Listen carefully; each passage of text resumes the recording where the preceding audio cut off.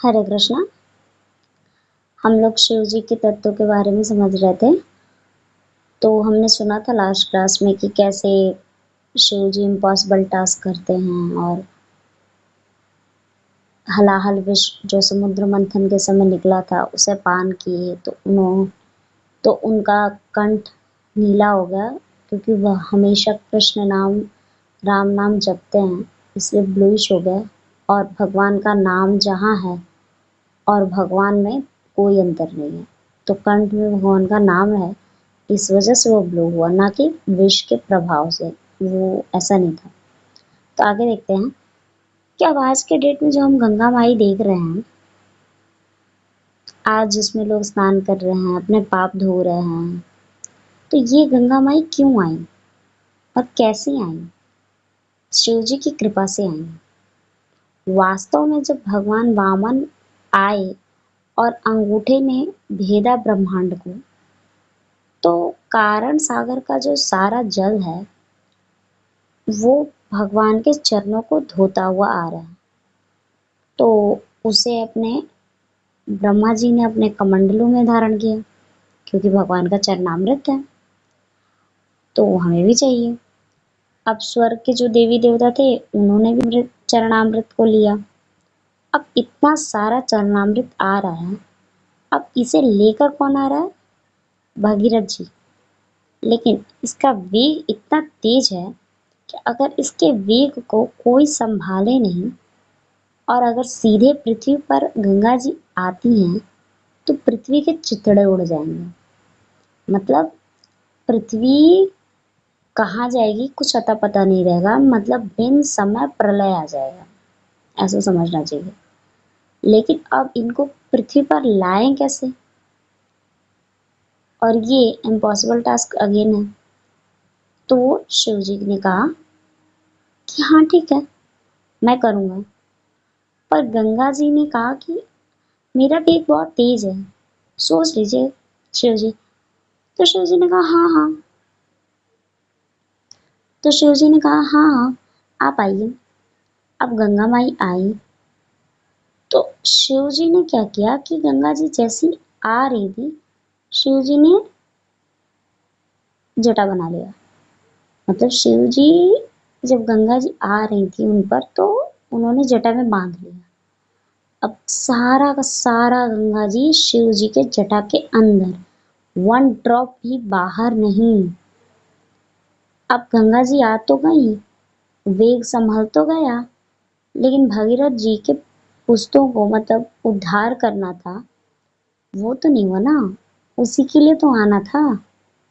Project तो successful हो गया पर ऑपरेशन फेल। अब क्या करें? अब सबने कहा कि आपने गंगा जी को धारण तो कर लिया, पर अब रिलीज तो कीजिए। तो शिव जी ने क्या किया कि बस एक लटा, जो शिव जी के एक लटा है ना, मतलब सामने से थोड़ा सा, बिल्कुल थोड़ा सा उन्होंने से खोल दिया। अब उनके उस मात्र खोलने से ये जो आप आज के डेट में गंगा जी दिख रही है ना, ये सारी की सारी गंगा जी एकमात्र थोड़ा सा लट खोलने से इतनी बही है। तो सोचिए कि पूरा का पूरा ऑलमोस्ट 99.999% गंगा जी तो शिव जी ने ही रख लिया है अपने पास। अगर पूरी जटा खोल दें तो हम बह जाएंगे। तो शिव जी ने अपने अंदर ले लिया है, क्योंकि मेरे प्रभु का चरणामृत है और वामन देव के चरणों से ही धोता हुआ तो आई है गंगा जी। तो इसलिए अब शिव जी की जो कृपा भी है ना, वो दो प्रकार की होती है। एक सकपट कृपा, दूसरा निष्कपट कृपा। अब सकपट कृपा क्या है? तो जो शिव जी की कृपा पाने आते हैं और शिव जी से क्या मांगते हैं? सुंदर पत्नी दीजिए, 108 बेलपत्र सावन में चढ़ाऊंगा। कोई कहता है लड़के की अच्छी नौकरी लग जाए, जल अभिषेक कराऊंगा, रुद्राभिषेक कराऊंगा, 16 सोमवारी करूंगी, अच्छा गुणवान पति मिल जाए। जो भी भौतिक डिमांड से यहाँ आते हैं, तो शिव जी कहते हैं कि ठीक है, मतलब दे देते हैं शिव जी। इसे सकपट कृपा कहते हैं। पर देखिए ये सारी चीजें कितनी देर टिकनी है, और ये भी देखिए क्या जरूरी है कि उस चीज को पाने के बाद सुखी ही मिले। पर ठीक है, वो दे देते हैं भौतिक चीजें, और इसे ही सकपट कृपा कहते हैं। वो मना नहीं करते कि अरे क्या करोगे, ज्ञान नहीं देते हैं, हाँ ठीक है लेके जाओ भाई, डोंट डिस्टर्ब मी। लेकिन शिव जी का निष्कपट कृपा भी करते हैं, और ये जो कृपा है ना वो बेस्ट है। वो कैसे करते हैं, वो शिव जी की भक्ति जो मांगने आता है ना, कि मुझे शिव जी में भक्ति मिल जाए, शिव जी की भक्ति मांगने आता है, तो जो ये कृपा होती है ना, वो उन्हें बहुत अच्छी लगती है। उनको ज्यादा अच्छा यही लगता है कि जो भक्त आते हैं भक्ति से, मतलब भक्ति मांगने, ये भौतिक समृद्धि मांगने नहीं। भागवतम के अंदर भी आता है कि इसमें पूछ रहे हैं परीक्षित महाराज जी सुखदेव गोस्वामी से कि ऐसा क्यों हम देखते हैं कि शिव जी के जो भक्त हैं वो भौतिक ऐश्वर्य बहुत होता है, और जो हरि के भक्त हैं वो भीख मांगते रहते हैं।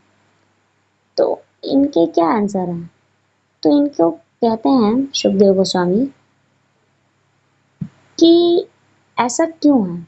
तो वो बता रहे हैं कि सुखदेव गोस्वामी बोल रहे हैं कि वास्तव में शिव जी के जो भक्तों के पास जो शिव जी देते हैं वो भौतिक ऐश्वर्य है, लेकिन जो कृष्ण के भक्त उनके पास होता है वो आध्यात्मिक ऐश्वर्य है। जैसे, और इंक्लूडिंग लॉर्ड शिवा, शिव जी में भी को भी इंक्लूड करना है। वैसे तो वो लोगों को दे रहे हैं ना बंगले, एक बंगले कौन पूछे, बंगले पे बंगले, उनके पास क्या नहीं है, सब कुछ देते हैं। Not even 1 BHK studio apartment, क्योंकि वो खुद हरि के भक्त हैं। अब शिव जी के पास कुछ भी नहीं है, पर उनके पास आध्यात्मिक ऐश्वर्य बहुत है। इसका मतलब ये नहीं है ना कि वो इसके लायक नहीं है, उसकी ओर ध्यान ही नहीं देते हैं।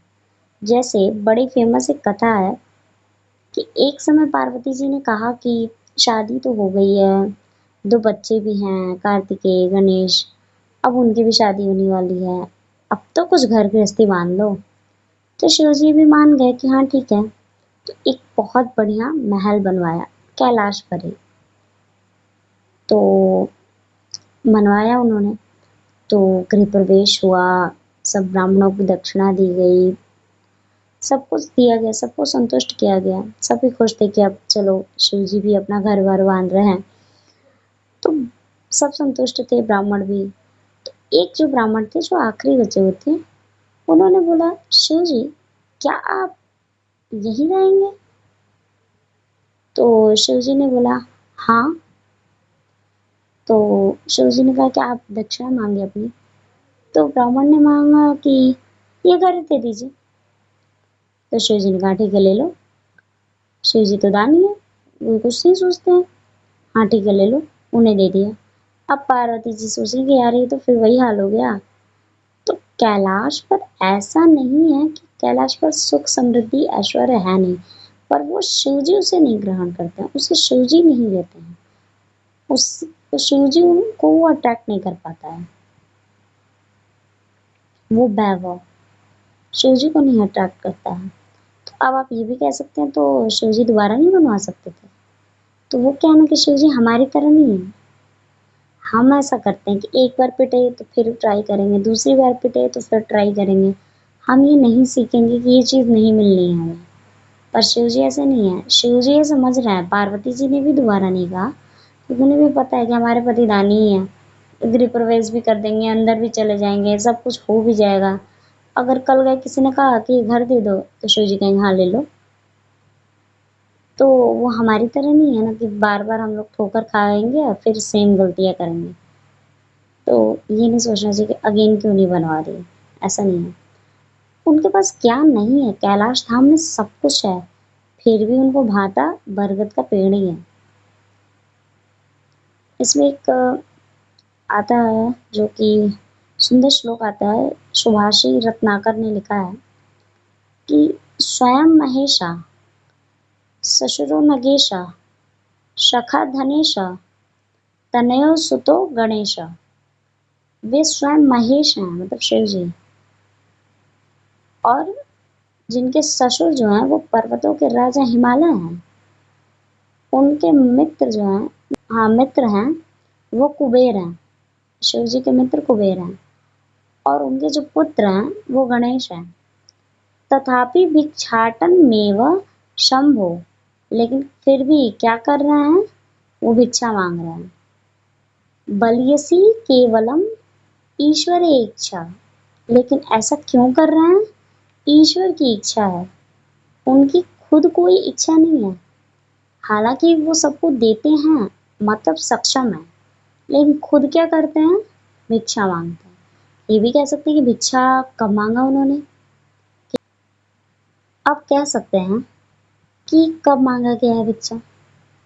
तो देखिए, हम देखते हैं कि शिव जी क्या पहनते हैं। तो शिव जी पहनते हैं जानवरों का छाल। अच्छा, उनका आसन क्या है, मृत जानवरों का छाल। और वो रहते हैं कहाँ, बरगद के पेड़ के नीचे। अच्छा, और वो करते हैं क्या, हरि कथा। सब कुछ सामने रहने के बावजूद, तो क्या ये भिक्षुक बोलना, ये जो बोल रहे हैं भिक्षुक के रूप में, तो क्या ये गलत है। और भिक्षुक भी ऐसा नहीं कि जो उनके पास है नहीं है, तो उनके पास सब कुछ, पर वो ऐसा बनना रहना चाहिए, वो बने ही रहना चाहता है। और वो खाते क्या हैं, बेलपत्र, धतूरा, भांग। इसका मतलब ये नहीं कि नशा करते हैं, नहीं, वो इतने से ही संतुष्ट हो जाते हैं, ये बात है। कोई ये भी नहीं कह सकता कि बहुत महंगी महंगी चीज़ें हैं, शिव जी को प्रसन्न करना बहुत मुश्किल है, नहीं, ये कुछ जो भी मिल जाए उसमें संतुष्ट हो जाते हैं शिव जी। अच्छा, और कैलाश धाम में तो सब ऐश्वर्य है ही, फिर भी उसे उन्हें बरगद का पेड़ भाता है। तो अच्छा, और एक इम्पोर्टेंस है, एक जो बहुत इम्पोर्टेंट वक्तव्य आता है कि शिव जी की जो है लेकर, कि शिव जी जैसे भगवान है श्री राम जी, शिव जी की उपासना करना, तो किस तरह से समुद्र से रास्ता मांगना, ये सब शिव जी का पूजा अर्चना करना। तो इसको जो कॉन्फ्लिक्ट होता है ना, उसको रिजॉल्व करने के लिए लोग क्या करते हैं, एक दूसरे को पूजा कर रहे हैं, सब सेम ही है, कोई मतभेद नहीं है। वैसे तो भेद नहीं है, लेकिन मतों में भेद है। आप समझ रहे हैं, राम जी शिव जी की पूजा इसलिए कर रहे हैं क्योंकि ये संदेश देना चाहते हैं, ये संदेश देना चाहते हैं कि भक्तों की हेल्प, उनका आशीर्वाद लेता हूँ, भक्तों की हेल्प लेता हूँ। भगवान तो जीवात्मा को वैष्णव का आशीर्वाद लेना चाहिए। श्री राम ने जो तीर चलाया था रावण को, वो कौन सी तीर थी, उसकी जो शाप थी, उसकी जो मतलब एरो थी, और जो पीछे का फ्लावर, मतलब पिछले पीछे वाला जो पार्ट था, वो सब कुछ देवी देवताओं से बना हुआ था। तो क्या उनका तीर नहीं चला सकते थे, राम जी का खुद का तीर नहीं था, वो क्या रावण को नहीं भेज सकते थे उस तीर से। क्या वो अपना राम बाण, मतलब अमोघ बाण नहीं चला सकते थे रावण को मारने के लिए। अच्छा, जो रामबाण ऐसे आज के डेट में यूज करते हैं लोग, से कुछ दवा को लेकर भी कि अरे इसे खा लीजिए, ये तो रामबाण की तरह काम करेगा, जो कि आज के डेट लोग भी जानते हैं कि रामबाण मतलब अचूक, जिसका कोई चूक नहीं है, उसका कोई तोड़ ही नहीं है, वो टारगेट को भेदने, मतलब वो टारगेट को भेदेगा, और इस जगत के लोगों को भी पता है। तो वो क्या भगवान राम जी अपना अमोघ बाण नहीं चला सकते थे। तो क्या है कि किसी का भी वो डिसरिस्पेक्ट नहीं करते हैं। शिव जी जो हैं, श्री राम पे ध्यान करते हैं। राम जी मनुष्य रूप में आए हैं, तो वो हमें दिखा रहे हैं कि हमें भी शिव जी का आदर करनी चाहिए, हमें पूजन करनी चाहिए। फिर भी भगवान भगवान है, भक्त भक्त है। इसका मतलब क्या है? जैसे माँ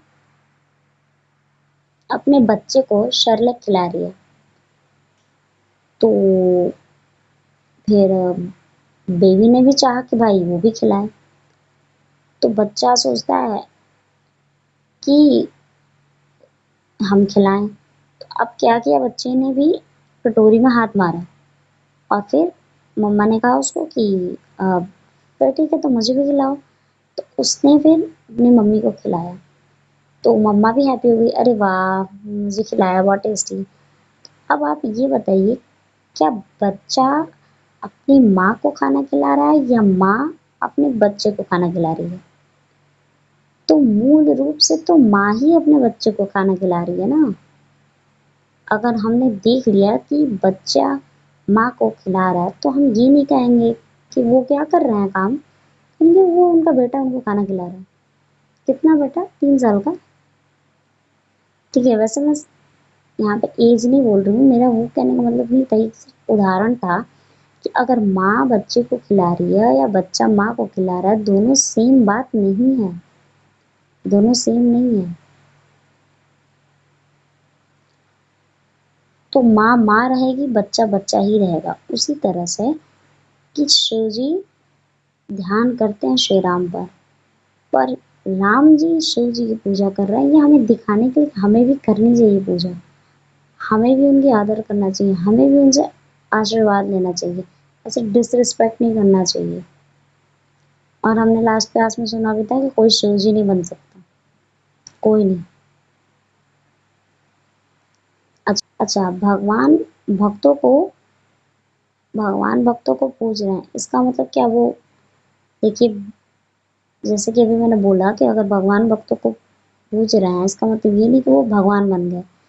भगवान, देखिए शिव जी भगवान ही हैं पर भगवान नहीं है, ये दोनों चीज़ें हैं। क्योंकि सदाशिव के बारे में मैंने बोला कि वो सदाशिव और भगवान विष्णु में कोई अंतर नहीं। अब देखिए, भगवान तो सारथी भी बने हुए हैं अर्जुन के, तो क्या भगवान चैरिटी ड्राइवर है? चैर भगवान तो संदेश वाहक भी बने हैं, तो क्या भगवान संदेश वाहक है या भगवान भगवान है? भगवान अगर कोई कार्य कर रहे हैं, तो इसका मतलब ये नहीं भगवान भगवान के पोजीशन से हट गए और वो कुछ और हो गए। भगवान भगवान ही रहेंगे और भक्त भक्त ही रहेगा।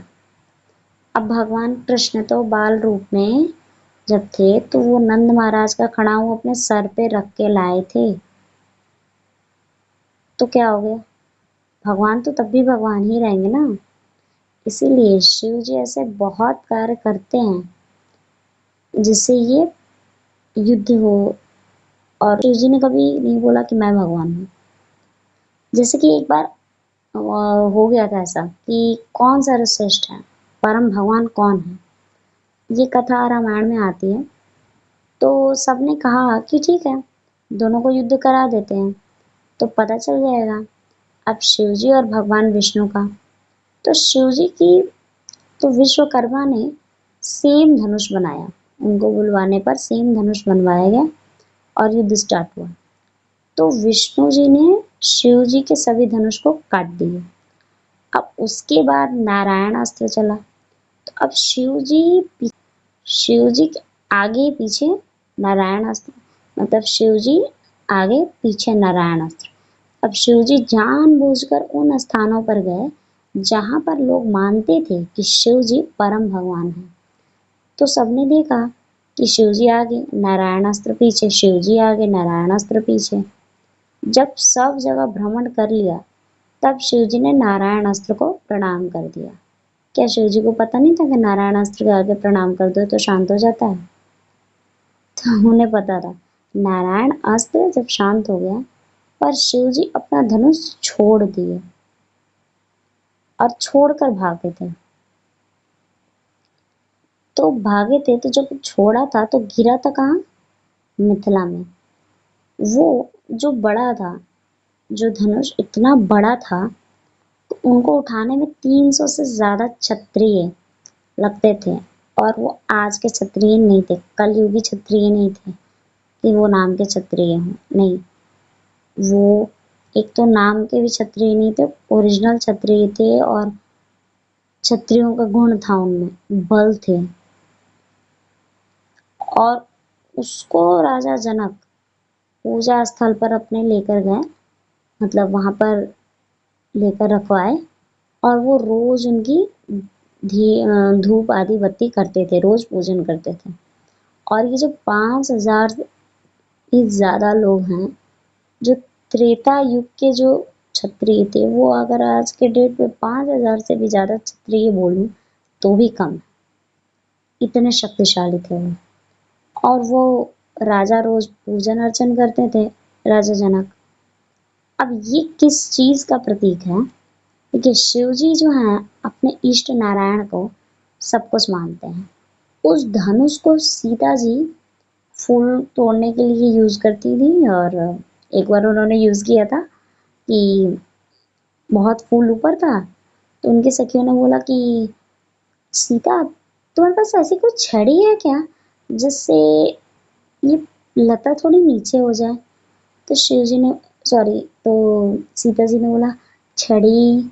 हाँ है कि हाँ, पिताजी उस पर रोज धूप बत्ती दिखाते हैं, एक तो छड़ी है। तो फिर उन्होंने धनुष उठा के लाई, और बस इतनी आसानी से उन्होंने लाई, और बस ऐसे ही घुमाते हुए आराम से उनने फूल तोड़ लिया, मतलब डालियों को नीचे कर लिया उस धनुष से। और वापस जाकर उन्होंने रख लिया। एकदम सिंपल। उनके लिए कोई, आप खुद सोचिए ना, 5 साल के बच्चे के लिए क्या है वो। अगर सीता जी के रूप में मना देखो, तो आदि शक्ति के रूप में मना देखो, तो मैं कह रही थी उतनी हैवी थी, बट उनके लिए कुछ नहीं थी। तो अब इसको, आपको पता है कि जैसे कि भगवान राम का स्वयंवर हुआ था, तो अब शिव जी का जो धनुष था वो स्वयंवर में रखा था जनक ने, और राम जी ने उसे तोड़ा। तो शिव जी बहुत प्रसन्न हुए कि मतलब मेरे प्रभु ने वास्तव में तोड़ा है, जिनका ये है।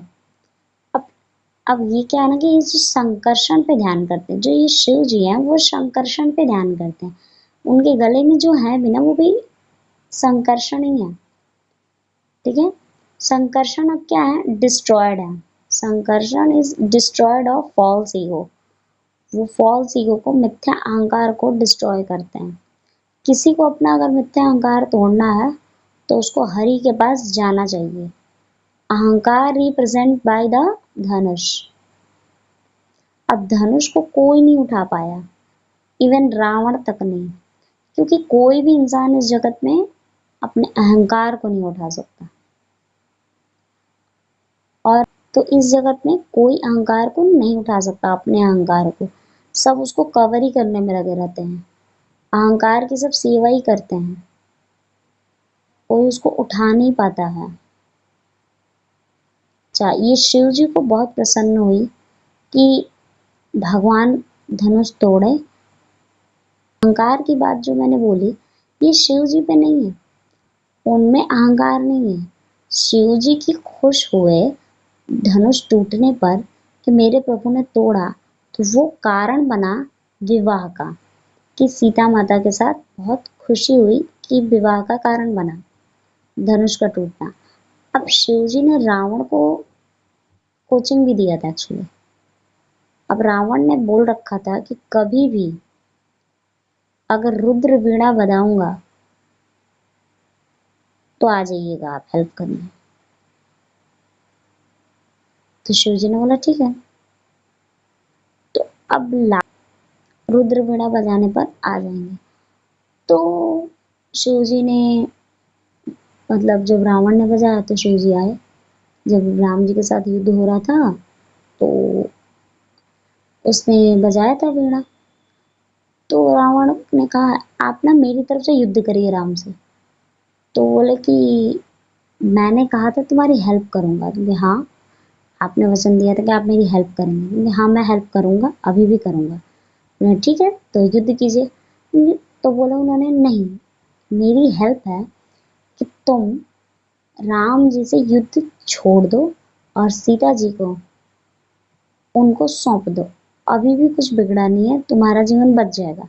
तो उन्होंने बोला कि मैंने ज्ञान नहीं मांगा है, आप मेरी हेल्प कीजिए। तो उन्होंने बोला मैं हेल्प ही कर रहा हूँ, क्योंकि अगर तुम ऐसा नहीं करोगे और अगर राम जी ने ठान लिया है तो तुम्हारा मरना तय है, तुम्हें कोई नहीं बचा सकता।